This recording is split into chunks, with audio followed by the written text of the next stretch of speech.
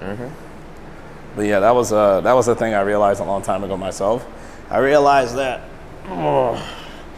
like, the more I talked to certain people from certain spaces, had more conversations, that was what I realized anyway.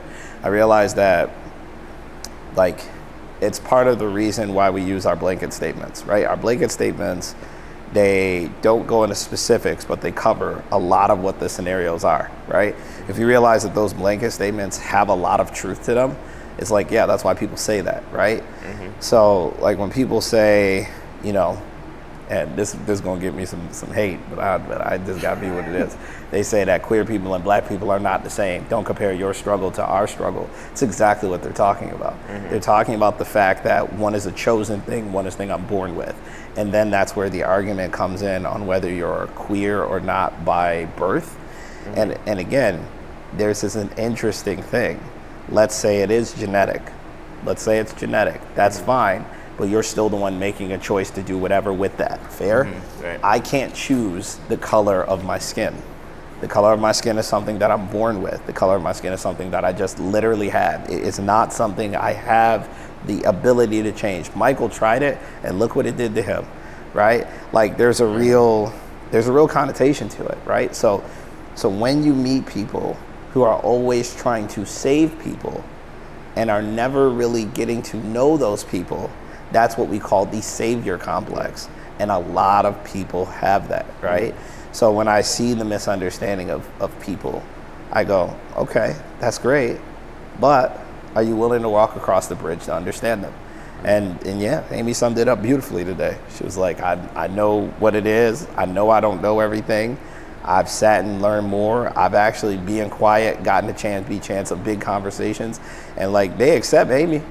Right, like, hands down. They, you know, the people that were in the conversation are very accepting of Amy. So it was just one of those things where it was like, yeah, being your best self is what buys you the acceptance you're looking for. I think that's the beauty across the board. Like, no matter what community you're entering into, like, coming into a place of learning, listening, observing, is like how you should always enter, I think. Yeah, agreed. There's not really a lot of context to that, you know what I'm saying? And even now, like I noticed, come on, man. They don't want to come on. I noticed a minute ago, like, contextually, how many conversations that I have, how many things that I share, like being, again, masculine black male in a space full of queer bodies was very, very interesting to me at first. And it was just like, we feel so comfortable here. And I said, it's funny because I'm pretty sure if I was to come into a queer space and say, I could help make this space better, people would look at me like I'm insane. Laugh you out the door. Yeah, laugh me out the door. They would tell me I'm wrong. But a lot of it is just, again, questioning what you believe and realizing that everything has a purpose really does change how you do things. So when said trainee came into question and then was like kind of defensive, it wasn't necessarily that they were defensive. It was more about the fact that, like, again, you're here for us to help you, right? And we want to hear how best to help you. But for you to tell me how to do my job is entirely different than that, right? And I think most people think they're the same just because one is, you know, as an example, talking to client A is like, you know, client A is doing something, and again, it could boil down to experience, right? I think the example was one hand on the back lifting with the other hand, and it was a two-hand exercise, right? Was it a two-hand exercise? No, it was a single-armed exercise. It was one hand. Okay, so it was a one-hand deadlift, right? And then the other hand was to the back, and the question was simple: why, right? But because this person wasn't, you know, maybe was already frustrated, whatever the case may be, the response was very angry and aggressive and abrasive, right? But, you know, let's say it wasn't you. Let's say I had seen the same thing. You've seen me make light of that 100 different times. What are you holding your back for? You got your back hurt, right? And then they're like, you know, the response is always varied because of the game we're playing, right? And I call it the game we're playing. Like, I don't know how you feel that day. You don't know how I feel that day. We're just hoping we show up with enough mutual respect for one another to have a real conversation, right? That doesn't happen enough. So most of the time, I say something that could be offensive you get offended. That turns into somewhat of well, let's call it a confrontation. Yeah. Right? And I want to call it a confrontation because when this person was speaking, I don't think they were trying to teach you. I think they were trying to speak their own truth. So much so that they were just sharing, this is what I want, not what I need, what I want, right? And again, another misconception. Fair? So a lot of the times our conversations are showing people the difference between a want and a need, right? What's actually being said, and then how to say it to everybody for them to actually help you. Fair? Intent versus impact. Like you can say, I don't want to hurt myself. And I literally have had to stop and be like, just so we talk about it, nobody wants you to hurt yourself. But at the same time, if you're curious about what you're doing wrong, I want you to keep trying. But at the same time, ask for help. Yeah. It's okay to ask for help, right? And I had to do that almost every session with the client we're talking about, right? Like every time. And if you know me, that is tiring and draining, right? But I know my job. I know what I'm here to do. So I'm going to do it.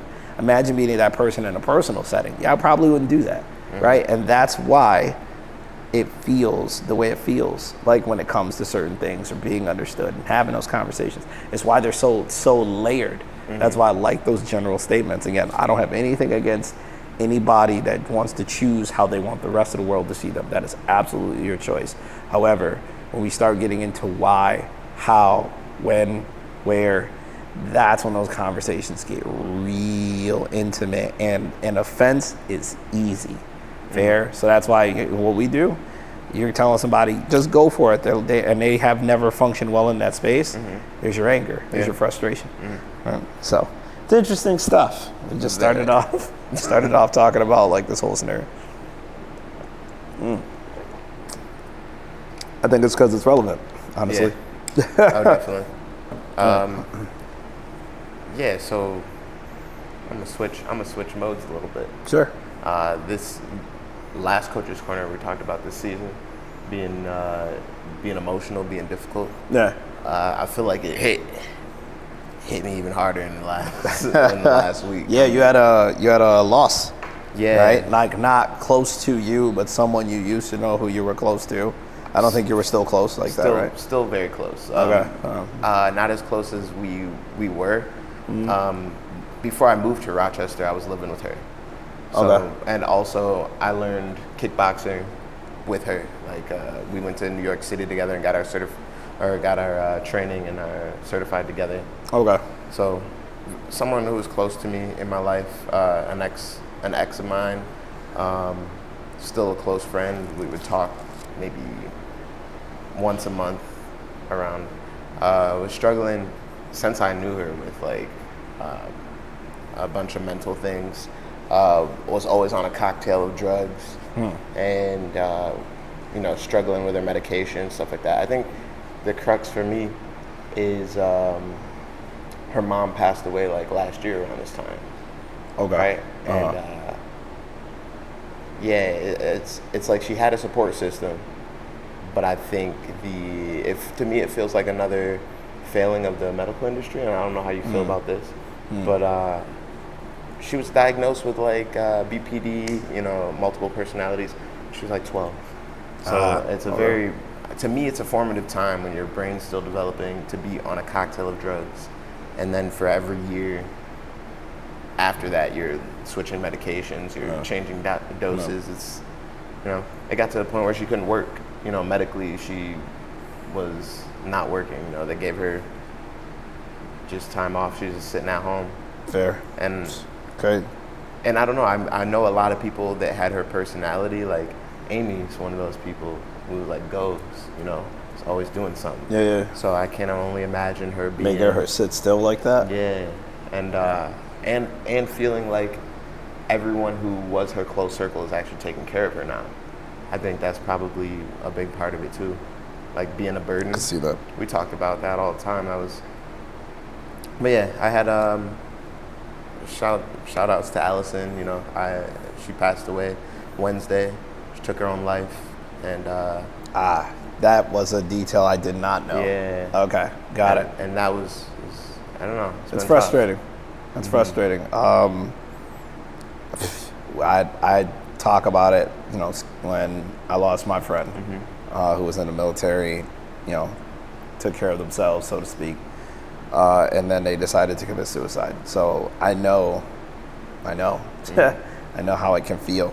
I want to say the biggest medicine for me during that time, and I don't know how this went to like loss, but this is what it is fair. So I want to say the biggest thing for me, the biggest boon, was having external and internal motivation. So for instance, sometimes in my life, my internal motivational clock is like low. I haven't completed anything. Things haven't gone well. Like, I didn't have such a great night last night, right? And like getting up was torture today. Getting here, getting up, it was torture. It was hard, right? And I know, you know, as trainers, especially if you're empathetic, you take on other people's things.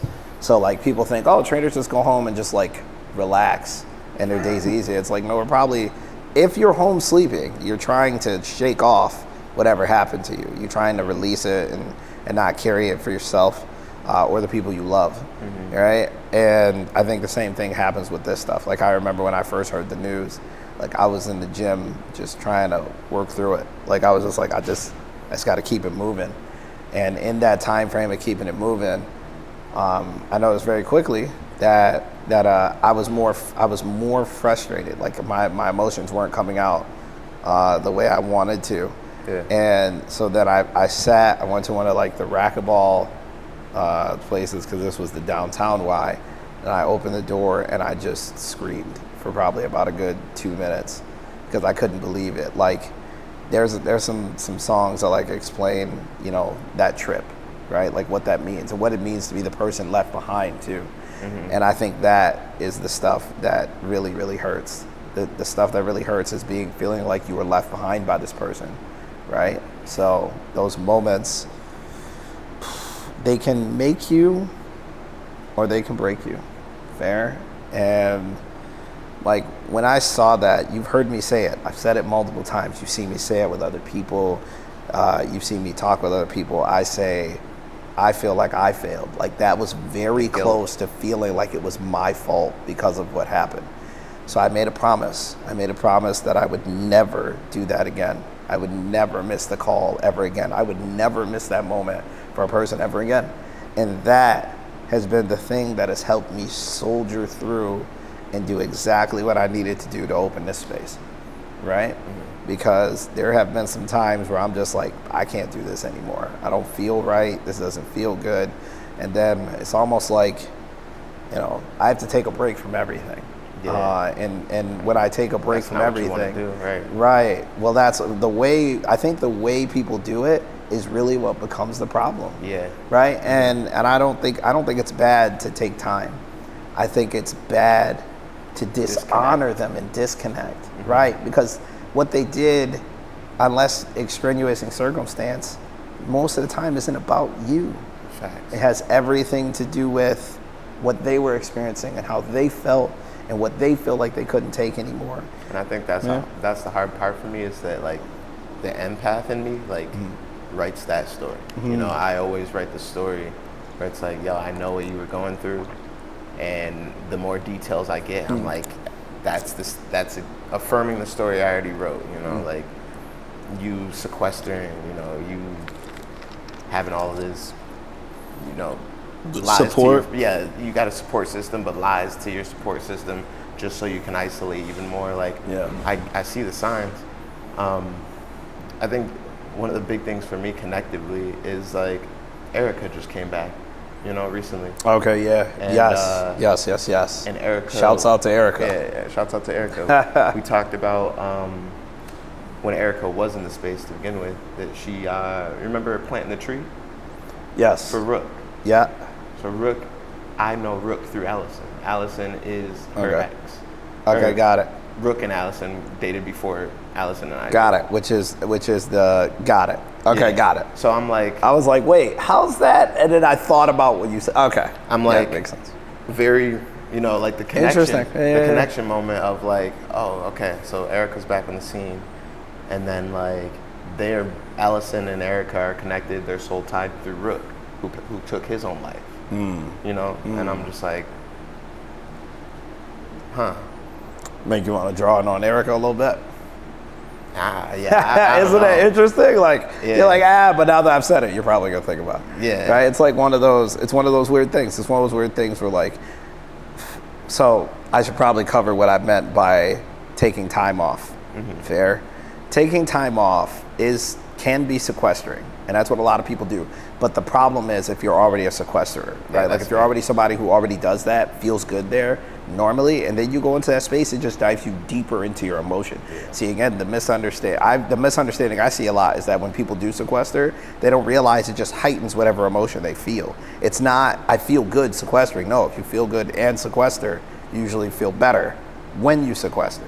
Right? If you're angry and you sequester, your rage jumps, right? It's just an amplifier for the thing, right? So Echo chamber. Yeah. right. So like today, again, I didn't really feel like being around people. I was having a rough morning. It's just like, like some things, you realize some things switch.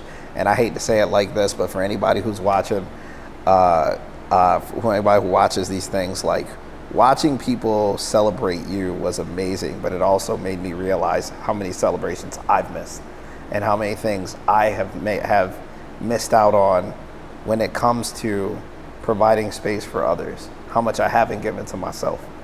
And it was frustrating. And then I was like, I took a step back from everything and looked and said, holy shit, my life could move on without me. That's where most people feel really, really bad. Fair? So my bad moment became all those doubts and all those fears and all those angers and all those frustration. So when I say sequester, I'm talking about doing it publicly. And whatever my gift is, I'm talking about doing it to the opposite of my gift. So I'm real good at solitude, right? But I don't need to be by myself. I needed to find a space or people I feel like understand me and have conversations with those people or share with those people and stay in community with those people, because again, I don't need to be alone with my own thoughts. Harder thing, yeah. Yes. So yeah, that's why we say do hard things to do hard things, right? Like, so I went to the tea shop and I sat with the owner for like 3 hours and we just talked, and I cried, I laughed. I was like, dude, I really didn't know where to go. And he was like, he was like, what are you talking about? We're best friends. And he just sat with me. He pulled out his own tea set. We talked. He don't even know how important he's been to my life, because he was like one of the few, like, GID space combined with is a combination of his space and this old gym I used to go to called Fountain of Youth. I was like, I love what they built there. I don't like how it comes across. And then I met this guy, and I mean, intimate conversation. We sat for hours. So I was like, man, I can't think of anybody I just want to be around right now, right? I wasn't feeling it. I just didn't feel good. And, like, I don't have a lot of people I can go to in my dark moments. You get what I'm saying? And that's what most men don't.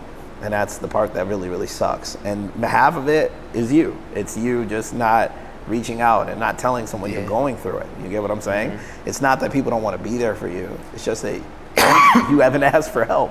So I said, well, let me try, right? I said, I know y'all busy. I know y'all got stuff going on. I said, but this is somebody who has always welcomed me, and let's see how it goes. So I went, and man, just beautiful. Just a beautiful time. And I realized how much I carry on a regular basis, and I just out, right? And when I left, I actually, before I left, I said, I don't want to burden you. And he was like, to be in this position for somebody like yourself is a blessing. You should remember that. Fair? It's making me reframe how I look at the other things. See, and I think this is why this might be important for you. When people leave, however they leave, they're going where they need to go. It's not a fault. It's not a a thing to be blamed. It is literally a change in the world. So I like to think of it that people leave, when you pick out a piece, you're leaving the whole. You have to find some way to fill the hole, right? I filled the hole with all of you guys, right? Like I filled the hole that was left on my heart by my friend, who I literally had a conversation with before they did that. I filled the hole with conviction and purpose. I said, I'm going to do this. And literally, you've seen me do that. I will sit in here for 3 to 4 hours with a person if that's what I think they need, and I will not leave, and I will not falter, and I will not be like, oh my gosh, you've been here so long. I will really sit here with you if I think you need it. But see, being that strong for other people means being twice as strong for myself. Fair? So that's why you see me certain times. It's like, I don't even know how he's doing what he's doing right now, but he's doing it. Fair? Those moments are the moments that show up for moments like that, right? We was today, everybody jogging, I'm booking it. Like, I'm just trying to outrun myself today, right? And it's supposed to be a recovery day for me, but something just told me it was time to go, so I'm listening. I feel like God was just tapping me on the shoulder, like, no, son, you got more. You got more. And that is hard, right? Mm-hmm. So whenever someone leaves my life, I revisit my purpose. And it literally makes me feel so grounded. People, place, things. I revisit my purpose. I hate to say it, but my family is a reason, but they're not my main reason, right? And I think a lot of people are like, my family. It's like, no, my family gets the byproduct of who I am. For me, this is what I feel, right? So when that happens, again, why are you doing what you do? What is the purpose of the thing? And how can you make that person proud? Definitely plays in my head. Like if they saw me right now, I know if my man was looking down right now, he'd be like, I can't believe you're doing it, right? Because we talked about it, man. Like at end, I said, I'm gonna own my own space one day and I'm gonna help mad people. And he was like, you can do it, right? Like just didn't doubt. I doubted myself. He believed. Fair? So I think that helps. Yeah, I think that's one of the things that's been tripping me up is like, I'm looking back on messages, you know, and like, I don't know, it's love letters, you know? Mm-hmm.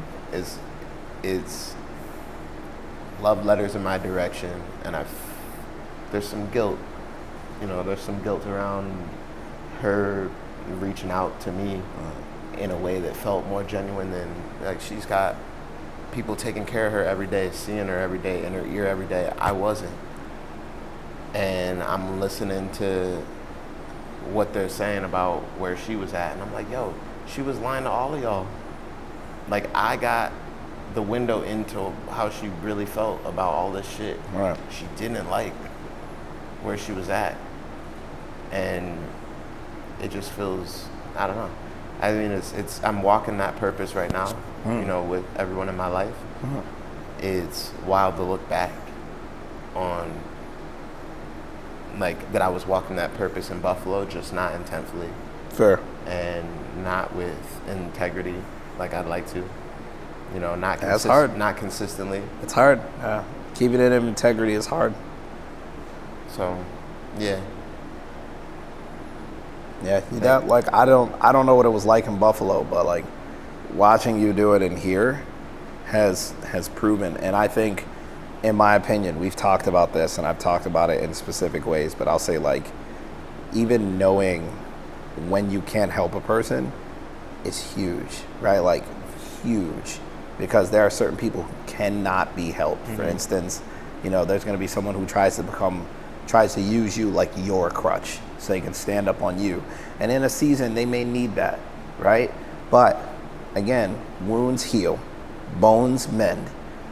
That person should be able to walk again on their own eventually. Mm-hmm. And that's important for that part of the journey, right? I can't support you for the rest of your life unless that's what we're actually doing. Mm-hmm. Fair? There are people in my life, like I won't call nobody out, but you might have an idea who I'm talking about.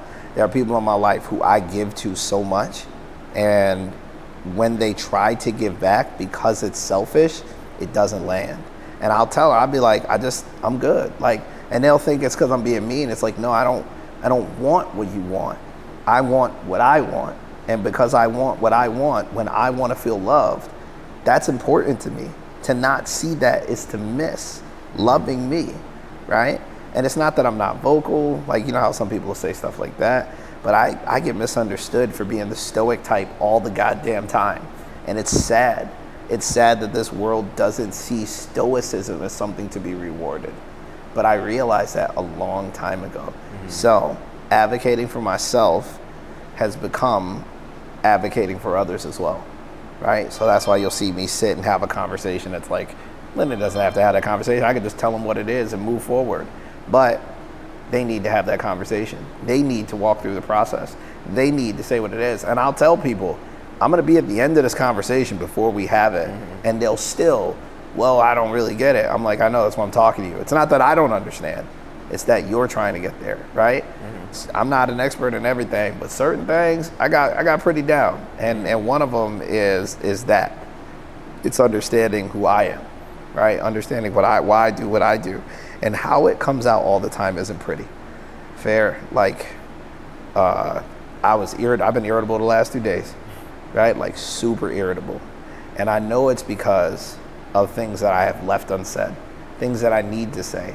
But I've been saying them for almost 20 years. So having to say them again and again and again feels like a burden, right?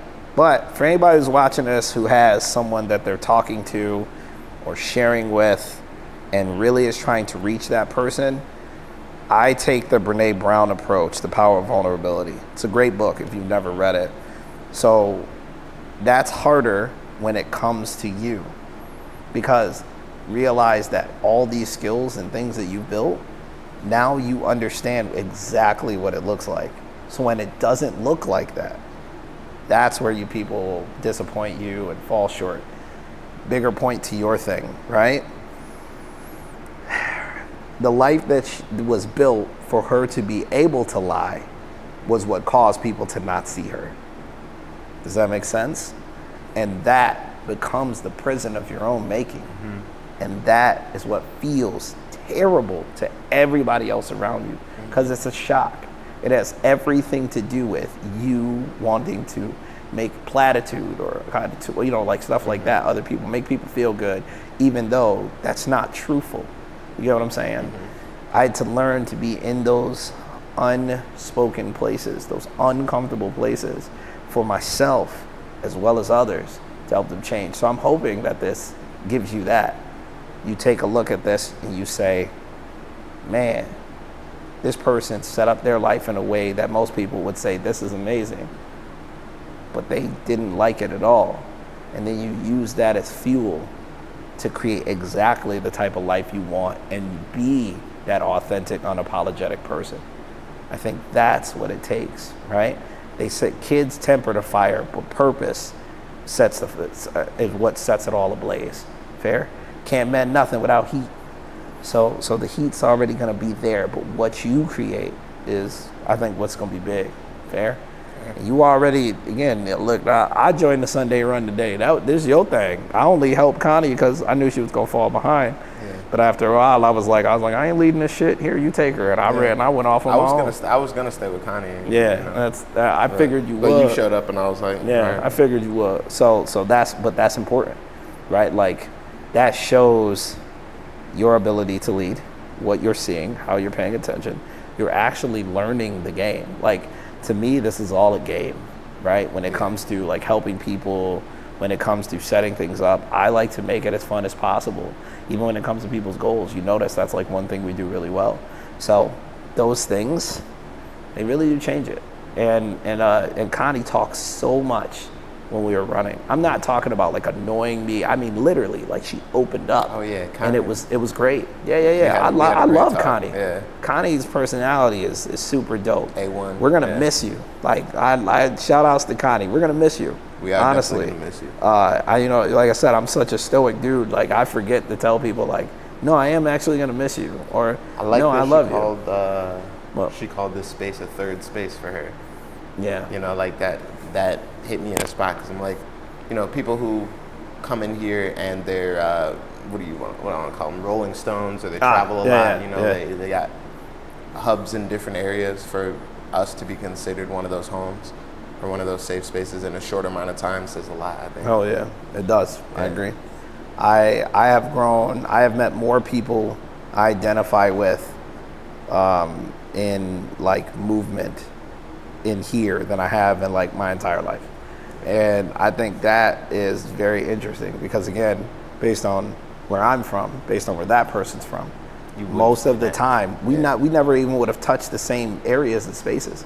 So like seeing how again the lie is that you're alone. That's the biggest lie we all get told. You're alone. Yeah. And it's not true. And that goes back to like, I'm like, that's one of the things I know she felt, you know? I know she felt alone Yeah. in her experience, and that is a big lie, you know? It's Listen, a lot of the time you have to lie to yourself in order to convince others, right? big facts. That's how it comes out. That's how it manifests. And think about that, right? Because again, now that your fire's ablaze, what are you going to use it for? Right? I literally chose to start a fire and then create a Kindle, like a space where things can be forged. And that's this, right? Like that's this. I said, okay, I got this great fire.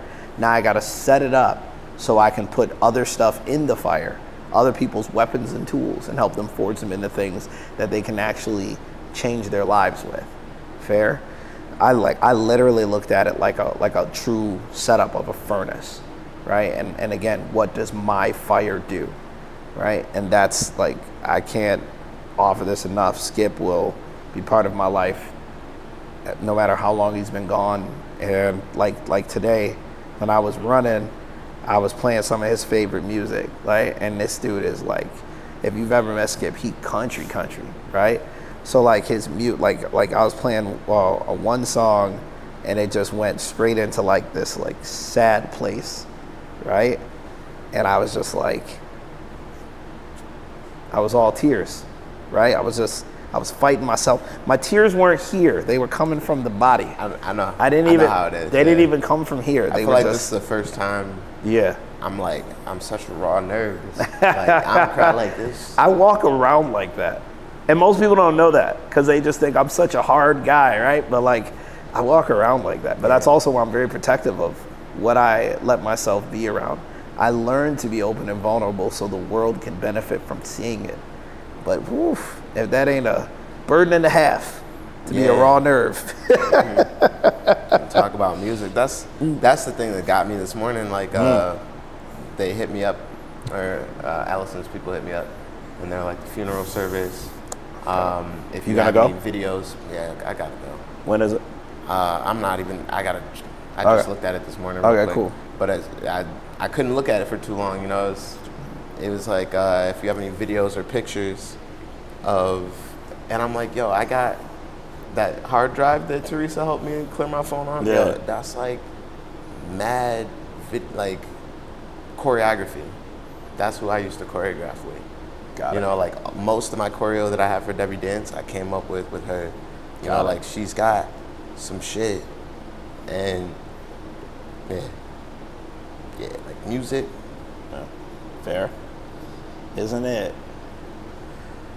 Well, first off, I will absolutely go with you if you want me to go. First off, I will be there. Second off, way more important, even if that means we got to shut the space down to go, I will be there. Secondly, and way more important, is like, there's a beautiful side to this whole thing that we tend to leave out, right? And it is like look at the smile that it put on your face to be like, yo, she was dope. Like, and to celebrate that. I get a chance to celebrate that. I get a chance to, like, when I talk about my boy, I don't talk about him like, motherfucker left us and this, that, and the third. I'm like, no, I knew this amazing individual that everyone underestimated. And he was one of the most stoic, one of the most stand-up, one of the most amazing people I've ever met in my life. And people overlooked him because he had a southern drawl. I was like, this dude was amazing, right? Great father, better husband. Like all this stuff that he was doing well. And I wish like, you know how when sometimes something happens, people pass and then you have conversations with people and then people talk about that person, the stories don't always match. Yeah. They didn't, but in the best way possible here, right? In his spare time, he was going to orphanages and giving back. He was creating rooms like nobody knew.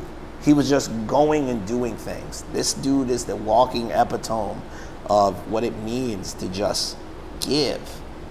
And I said, he got tired of that because he didn't feel like he had no place to go. You see what I'm saying? Have no place to go.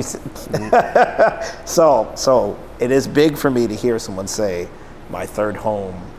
I really love it here. I wish I could just stay here. And I'm like, and like people are like, oh, we're not, I don't know if you guys are equipped to handle that. And I'll say stuff like, I'm always willing to give other resource, but I also will not give up on that person because of that, because I want to be there, right? And look, it's a flaw of mine that I'm using to my benefit for everybody else, right? Yeah. But it's an absolute flaw to see it and to still say, I'm gonna try, right? I call that a flaw for a good reason. Nah, I get it. Yeah, because it could easily be your negative as hell. Yeah. So a lot of those things, again, if we're really trying to help people, one of the best ways that we can help people is to celebrate things that people don't even think are worth. I don't know if I really want to celebrate that. Well, I do. I do want to celebrate how great of a man he was. I do want to create the space that he needed that now all of us get to benefit from. Look how many people we've helped just in this year. It's only halfway through. Look how many people we've helped. You get what I'm saying? If this place didn't exist, where would they go? So to me, that is the message that keeps me forward. The message that keeps me forward is realizing that if this didn't exist, you wouldn't have a space. Amy wouldn't have a space. Em wouldn't have a space. If this space didn't exist, half of you would have nowhere to go. And that, my friend, is what keeps GID running. Fair? So I hope that this does that for you. And you get to create that for everybody you run across. I'd love to see what, it sounds crazy, grief does to your Devi dance class. Fair?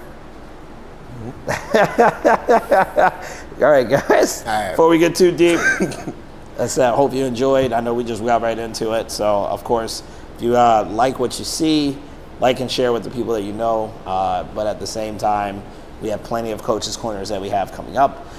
You can check us out if you're interested in coming to our space and becoming part of our beautiful community at www.gettingitdaily.com, or you can reach out to us on Instagram or Facebook as Getting It Daily, and we'll happily get you rolling. Okay? Thank you so much for joining us. Until next time. Thank you. Peace. Peace.